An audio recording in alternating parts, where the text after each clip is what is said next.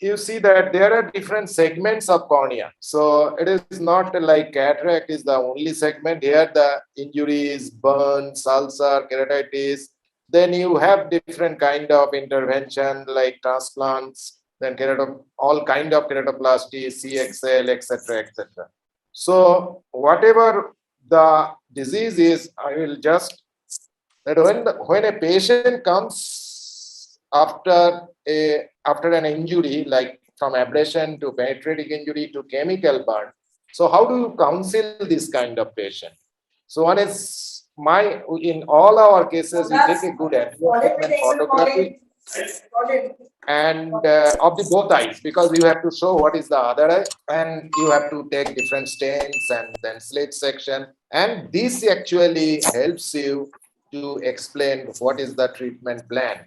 Once you explain the treatment plan, that these are the treatment availability, you can go medical treatment or you can do certain intervention, and you have to actually give the probability that what will be the functional outcome after the treatment, what would be the anatomical outcome like scars, some defects, some cataract formation. You have to explain about the cosmetic blemish, that white scar will be there. And in case of children less than 6 years of, you have to tell them that treatment will continue even after your surgical goal has achieved, then functional goal you have to go for amblyopia therapy, etc. And in case of corneal ablation, you have to go for like, it can be recurrent after few months, few weeks, years. So you have to tell everything. Similarly, in a chemical injury, so it is a long-term treatment. So you have to explain, depending upon the severity of the burn, that it needs frequent follow-up, surgical therapy in most of the cases, and there will be chances of recurrence, and you need multiple surgery in various forms, and explain about the initial injury or insult, explain about the possible visual recovery of this patient, and you also explain about the best possible treatment available for the injured eye. Even after that, you may not be the appearance or the functionality may not be with the same as the other eye. And duration of the treatment, we know that in chemical burns may be uncertain in many cases. So depending upon the situation, you have to counsel and go ahead with the treatment. Third thing is the ulcer or keratitis. You know that of various etiology, various outcomes. So again, photography is important to understand what is the seriousness of the disease, and also to understand that how this ulcer will behave. For that you need certain lab help, and then your explanation will be much easier. And counseling not only finish at the first day, it carries on. Actually every day your counseling will be, there will be added counseling in these cases. So again, the scar formation, even after best treatment, medical treatment, patient have a scar, then visual axis involved, and the vision will be less. You have to explain, showing the photographs that these are the area involved. So probably your vision will be less than the normal. But the duration of medical treatment, because these patients are restless many a time, so you have to explain after getting the microbiological report that yes, it may be for few days, fungal for few weeks, acanthamoebal, we know it takes for few months.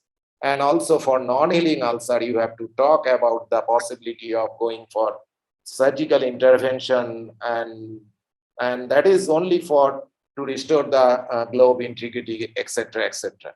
And you have to explain the cost of therapy. Many a time they do not understand what is the corneal ulcer treatment cost. Sometimes it costs more than a phaco surgery cost. So you have to, depending upon the type of ulcer, if it is an acanthamoeba keratitis or if it is a fungal ulcer, deep fungal, then it may take few thousand rupees patient if you consider the cost of therapy in these cases. Then another question was like, what was the expectation, or what was the, how do you go about the transplant? So transplant, you have to, in our hospital we give 2 pages document how we define this kind of transplants like PK, DALK, EK, K-pros or therapeutic PK. And again, good documentation is very important, and set up your goal from your experience, you know that how if the patient will be benefited by your surgery. It may be a simple surgery or it may be a very, very complicated surgery. So depending on that, you tell about the what should be the patient's goal, I mean the visual regaining after the surgery. So you categorically you have to tell that for therapeutic PK, it is the elimination of infection and only to save the integrity of the globe. For tectonic, again to save the integrity. We are not talking about anything about vision. PK, DALK, EK, yes, all surgeries are very important. The goal is visual goal. Again, depending upon the what is the type of the disease you are dealing with, and then there may be certain prognostic factor. You may tell that this is, in your case, your success will be in a keratoconus, like typical example, very good case. You say that your success rate is about 90% of the, you cannot promise 100%. So, but in a similarly, in a difficult DALK, you tell that, okay, it may be 50-50 chance or otherwise we will convert to PK during in our table only. And KPRO, the goal is visual, but you talk about only ambulatory. We do not promise anything. We say that you will get only ambulatory vision. That means you can go around alone, you can take your food, you can go to the washroom, etc., etc. And discuss about the potential complication during surgery like expulsive hemorrhage, open globe surgery like PK, choroidals. All this you have to discuss about the post-operative complication like graft failure and rejection. But before taking this patient, sometimes patients come from a rural area and there is no background, there is no support. They always compare with like, it is like a cataract surgery, and you tell them, no, you have to come in a regular follow-up, or you have to go to a specialist for a regular follow-up, and you need to continue the medication for many years, maybe lifelong. And we always counsel the caregivers for any type of transplants. That is very important. The patient is in agony and etc. So caregiver who will be staying in at home, who will be taking responsibility to put the eye drops. Even for corneal ulcer, that is also very hourly eye drop. So who will be giving the eye drops? So all counseling part is important. Next one is that overall cornea counseling, from my mind, good documentation is required. I mean, not hand drawing with colored pencil. You take good anterior segment photography, both diffuse and slit or fluorescent stain. Take anterior segment OCT is very important tool in certain situations like keratoconus or DM detachment. And you need corneal tomography in certain situations like keratoconus or other ectatic disorders. Explain the disease. We always explain this is your problem and this probably the reason of this problem, and then we will try to treat this either medically like infections or surgically or maybe combination of both. And then if you are planning for any surgical intervention, then you have to spell out the probable outcome of that particular surgery. It may not be good always, as in cornea cases, we know that. Explain about the, even in spite of best surgery, best and everything best, there will be formation of scar and there will be issue of cosmesis.